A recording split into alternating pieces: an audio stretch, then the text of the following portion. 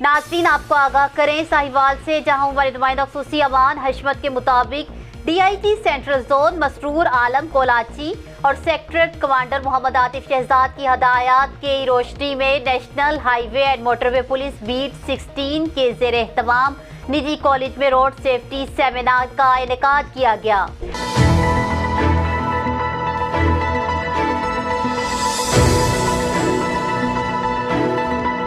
Seminar की शुरा से खिताब करते हुए DSP motorway police beat 16 Chichawatni Mohammad Suhail Afzal ने कहा कि तलबा हमारा कीमती असासा हैं और ये मुस्तकबिल के मामार हैं, लिहाजा तलबा को चाहिए अपनी हिफाजत को अवलीन तरजीह दें। मोटरसाइकिल पर आते हुए हमेशा सेफ्टी हेलमेट और साइड व्यू मिरर्स का इस्तेमाल करें।